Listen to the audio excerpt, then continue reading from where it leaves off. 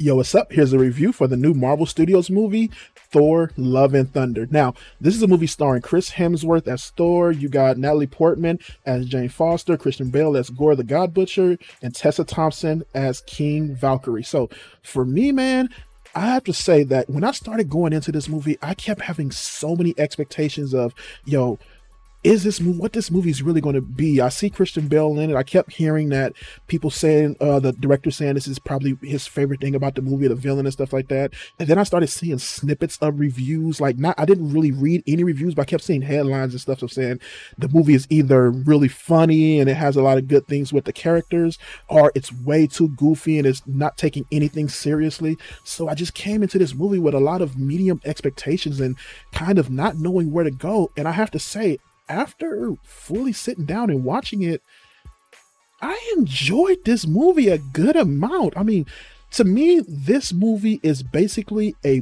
big ass superhero cartoon.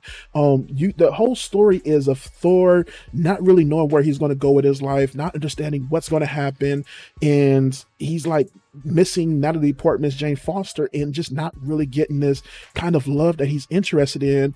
And then you got Christian Bale's character of Gorr, who's has something taken from him, and now he's taking revenge against all the gods who didn't help him out. And the story moves on from there, where you get Jane Foster coming in at one point. I'm not gonna tell you what's happening with her because they didn't really tell us out the trailers, but it is something from the comic books, and that comes in, and you get all of that ravaged together into this movie to where Thor and Christian Bale character have to finally show down.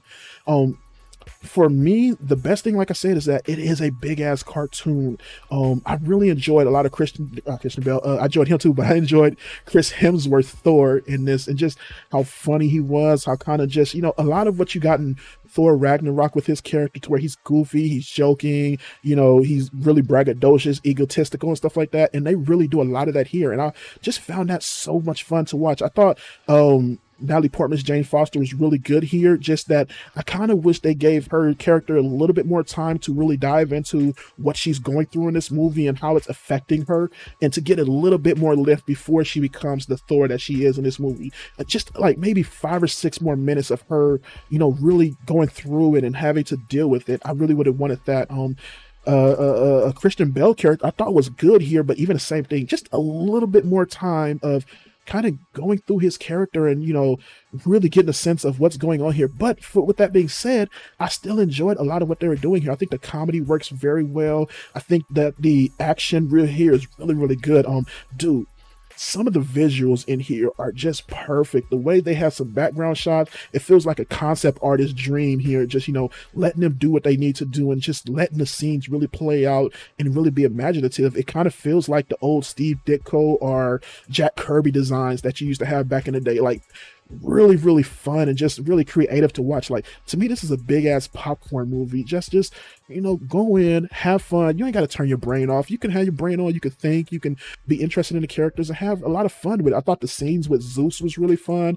I thought what's her name? Tessa Thompson, Valkyrie, was really fun. She didn't have a crazy amount of things to do, but what they gave her to do in the movie I thought was good, and especially Korg. I laughed a good amount of times at Taika Waititi's Korg and stuff like that. Like, not all the jokes hit. You get a good amount of them that like just kind of fall against the wall. There are times when the movie could take itself a little bit more seriously. At one point, there's like one scene where Thor is giving this kind of speech to a group of people that he has to calm down, and then it kind of goes into a joke, which I was like, okay, that's a little bit out of place.